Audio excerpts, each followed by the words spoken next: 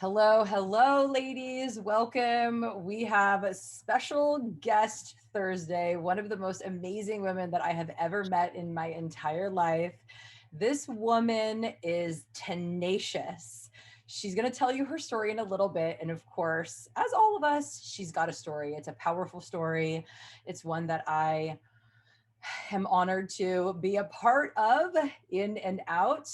We are family members. This woman is a part of my Button the Jeans signature program. We have gone through all kinds of ups and downs together, and she has an experience and a viewpoint that you're going to want to hear. Professionally, she is a hairstylist, but she doesn't live anywhere near I live either. So if you want to see her, maybe you can give her give her a call. All right, so Savannah, welcome, welcome. So honored to have you here today. Thanks for being a part of all of this cool health journey that we're going on together. So why don't you tell these ladies a little bit about what it was like for you, what it was like for you growing up, maybe the first time you went on a diet, that kind of stuff. Yeah. Well, thanks for that amazing intro too, by the way. That was fun. Let's see. I feel like childhood. I feel like my entire life it was a struggle with food. Not only not having food, because parents were struggled with their alcoholism and drugs. So not did we bounced around a lot, so there wasn't a routine by any means. It was kind of like you get what you get when you get it. And going to school, we never brought lunch or had a lunch made for us. We were kind of like the poor kids and would get special help from the school for the school lunch. And that wasn't food. I don't even know what that was, what we would get. And but you're a kid, so you eat whatever. There was a lot of fast food, a lot of cheap food,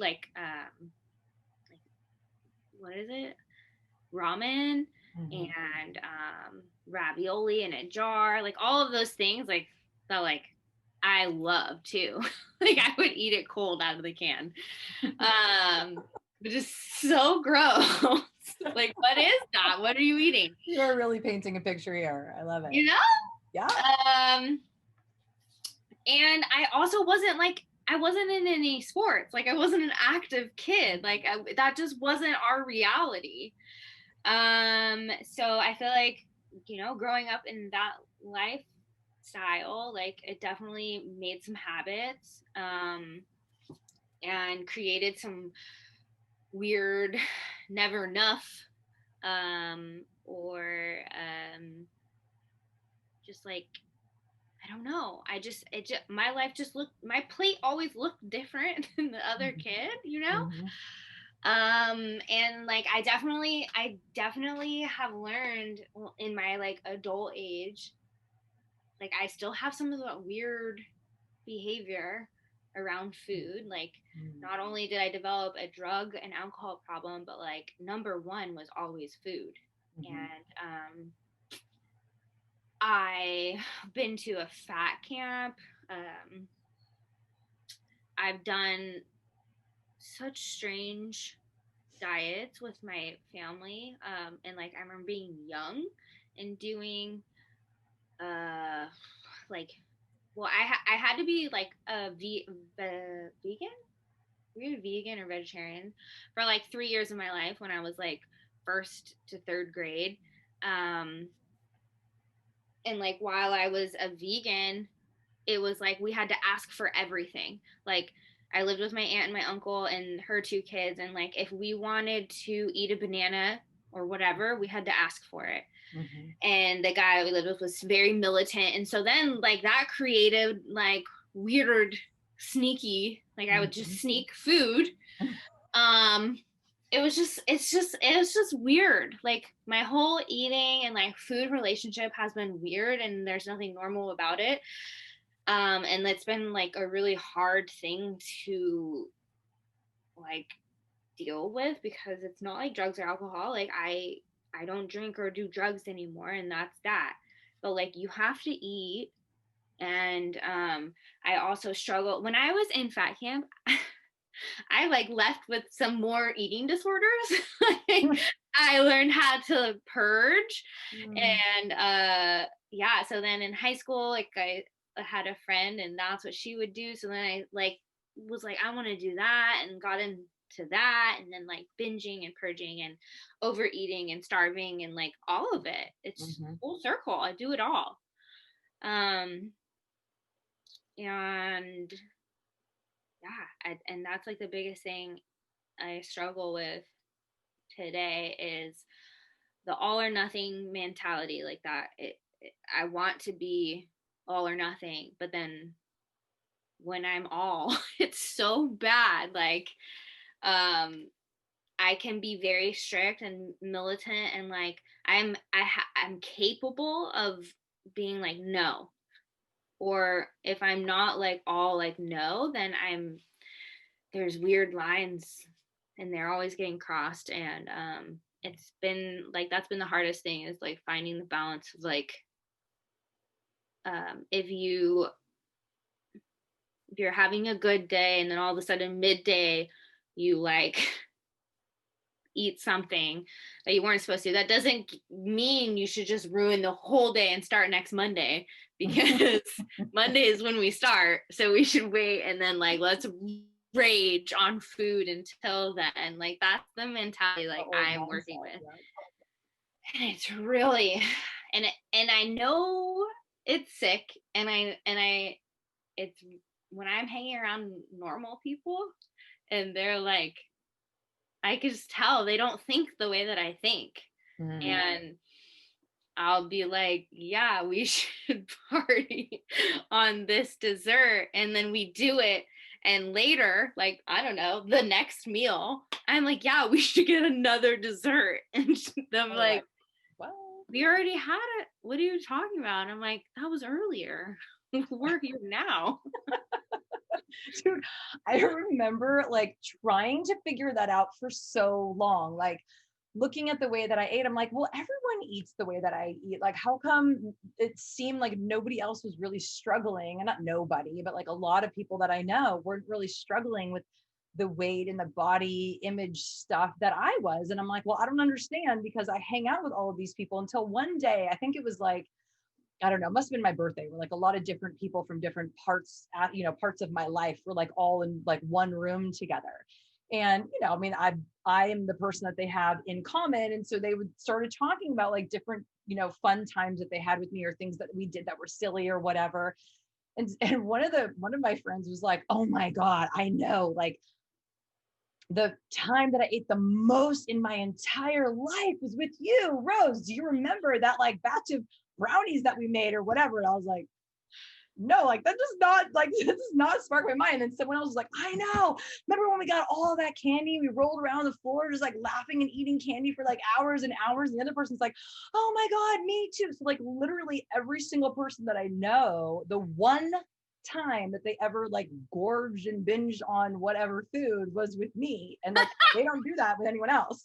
That was like one of those wake up moments where I was like, holy cow, I am the common denominator here. Like it's me.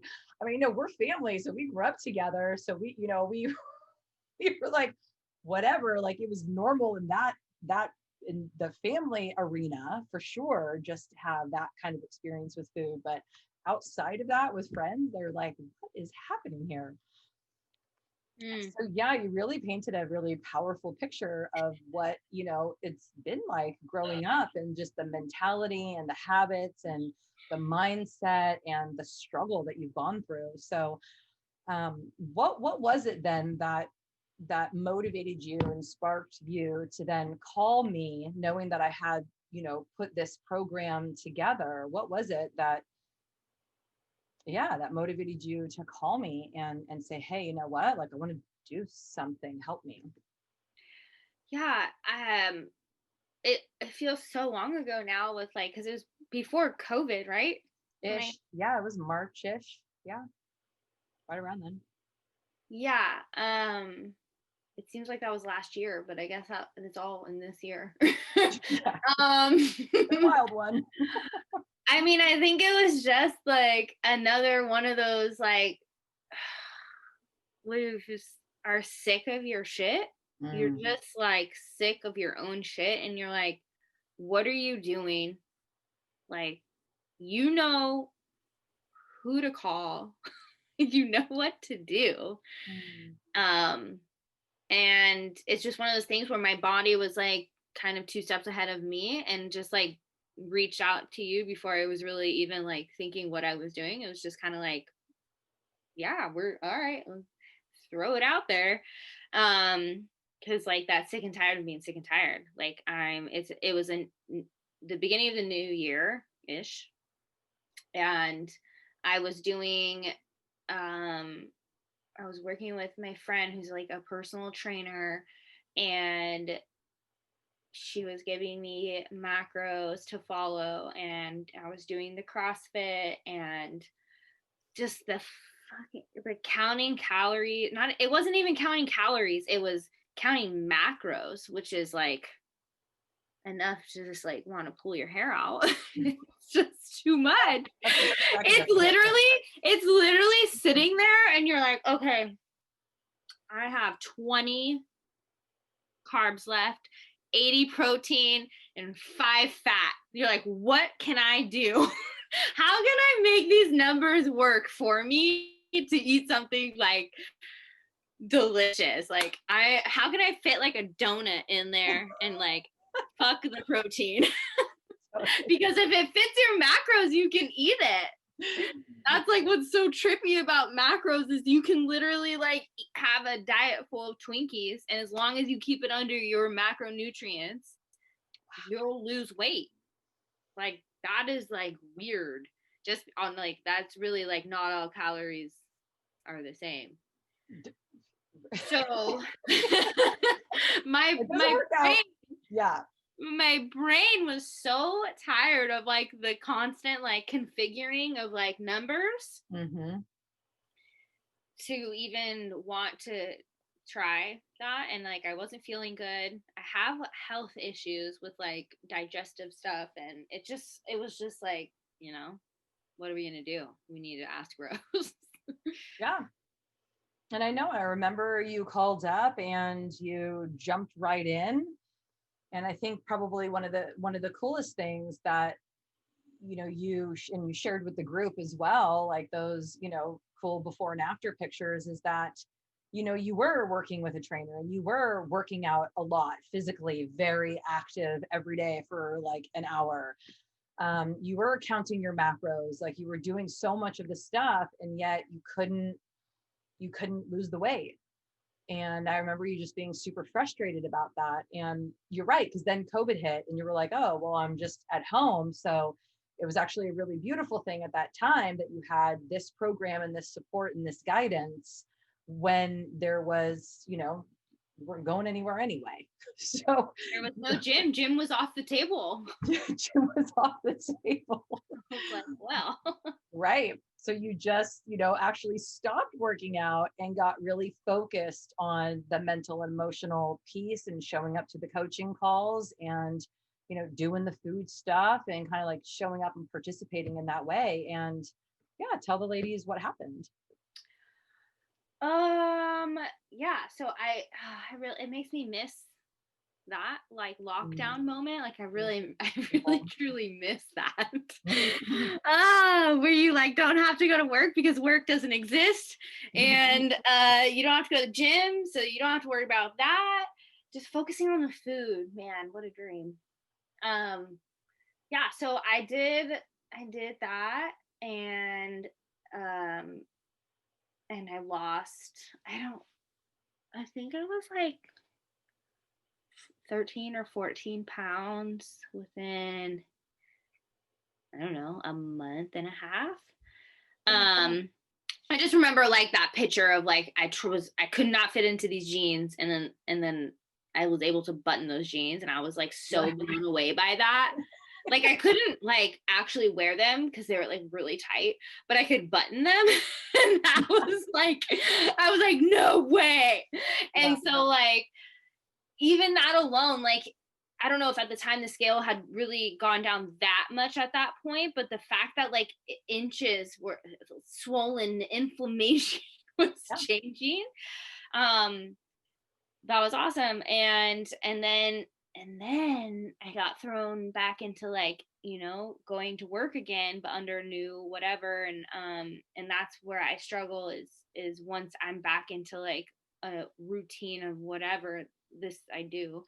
And for me personally, I have to work out for my mental state, or like I have to be on medication. Like it's one or the other, and like I choose working out. And when I tried to like go back, I didn't do it necessarily like how you should. Like I went full force, like let's do 5 days a week of CrossFit and try to eat this way. Didn't work for me. I found myself getting really weird with my food. And then like I've always been really good in the morning with weighing and measuring my breakfast, and then lunch will come around, and I probably will wait too long in between lunch and breakfast with clients because I'm working. And then I finally eat and I'm so hungry. I'm like literally inhaling food. And then I don't feel satisfied because I'm fucking starving. And from lunch to dinner, if I go home and my meal was not prepped, which normally wasn't, that's where I'm like, oh, I'll just go to New Leaf or Whole Foods or whatever, and I'll get stuff, and then I'll make dinner. But like, and then would grab chips or like whatever in the meantime while I'm cooking. And then, you know, it always fell down at dinner time. But eventually, Rose, you suggested like adding in some extra carbs for the extra calories. I mean, it's important, right? If you're doing an it makes so much sense. Like, right. Duh. And so like I think I'm on my second week of doing this, and I was telling Rose earlier like how I definitely feel a lot better doing this food plan with extra calories. I feel stronger while working out. Like I just feel stronger. I've noticed actual changes in my body, like in my shape. So like I haven't weighed myself because I don't want to. But I'm trying to go based off of like how my clothes feel, how I like physically see myself. And I think that it's, you know, and I don't do this perfectly like at all, really. But I do try and keep the like core like meals. Like I know what to eat, and so as long as like I'm at least one day in there, I'm prepping those meals and like making sure that my body is getting the nutrients that it needs. And like if I eat my meal and then I eat a treat after, like sometimes that's what it looks like. But I'm like, you know what, I ate my meal, I gave my body what I needed, and then there I am. So I'm still working on that last part. Again, that all or nothing mentality is really hard for me to break, or I don't know what that is actually. So if you don't mind, I'm just going to share my 2 cents, just kind of insert it here. And, you know, first of all, I just want to really thank you for showing up and for sharing what's going on for you. I think that it's really important to be real. And that's one of the things that I appreciate about you, is that you show up and you are present and you are real. And the reality is that you're right. Making a change on your own is freaking hard. It just is. If we could have done it, we would have done it the second we first thought about it. You know, it's not like you don't know, quote unquote, what to do. especially now that you've really had so much experience and knowledge and wisdom and been, in the program fully immersed, and all of your other knowledge throughout your life, like, what it is to do. It's those little mental twist places where we find ourselves lonely or sad or confused or whatever it is. And so I think that it is important for me to remember, and for you to remember, and for all of us out there to remember that coaching piece, the one not only where we talked about the food, but the one where you are welcome to come and show up in the group on a weekly basis, to have that community, and then of course that coaching piece from me. That is the kicker. I mean, that was the difference for me, right? I mean, I have a master's degree in health education, specializing in nutrition. I'm a certified clinical hypnotherapist. Like, I got the mind and the body information there. It's really that externalizing my experience to another human being who gets me and will hold me accountable to continue to move forward in the way that I want to move forward. And so I that time that you were, home more, you also were showing up regularly every day, if not every week, at least, in the groups. And that has been something that has been sliding a lot in the last few weeks.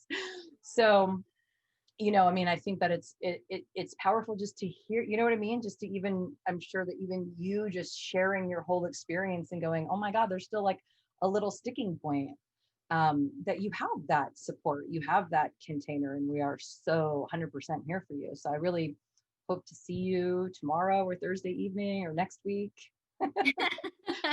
Totally. 8:30 in the morning or whenever, to allow us to support you.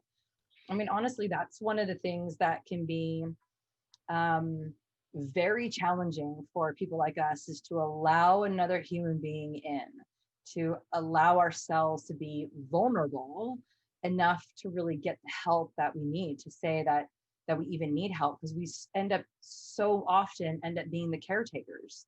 I mean, you kind of had to do that. You shared your experience of growing up. It was like there wasn't space for you to be vulnerable. There wasn't space for you to be needy or be taken care of. Yeah. So yeah, that definitely can be a challenge, and one of the reasons why we soothe. There we go. Hello, and let there be light. Sorry. I was like, am I just in the dark? Totally. Yeah. Well, again, you work, and so this is going to go live on Thursday, but it is actually Wednesday, or what is it? Tuesday or Wednesday evening right now. So we're a little bit early doing a little recording so that we can oh, I totally forgot about that. Yeah. make sure that we have your story. Yeah, that we have your story available to these beautiful ladies. Wow, it's so much brighter in here. Now we can see you. We may have to re-record this, all right? Oh, sorry. Yeah, no, that was really beautiful. I appreciated your story. So is there anything that you would like to share with any of the ladies listening? Any words of wisdom or suggestions that you would like, them to know? Well, like you said, it is definitely easier to not do this alone. So yeah, definitely like showing up and being present. I would love to do that more. So if, I mean, I always feel bad because like I know the people in this group like have kids and like all the things, and I'm like, I don't have any kids, but like I'm so busy, and like I feel bad because like what really do I have going on? Except you have a life. You have always doing stuff. I don't know. So yeah, just showing up and like learning to ask for help, and yeah, being super transparent, and like knowing that like you don't have to be perfect, because like no, I'm not. I never will be. Me neither. No way. I ain't claiming that. No way, no how. So yeah, I don't know. I think that's it. Yeah, that was beautiful. Thank you. Thank you for sharing your story with us. It is an honor to have you here. So once again, is it okay if any of the ladies want to reach out to you personally, maybe PM you or ask you a question? Is that okay? For sure. For sure. Awesome. All right, Savannah, girl, I love you. I adore you. And I look forward to seeing you in a coaching. I love you. Okay, bye.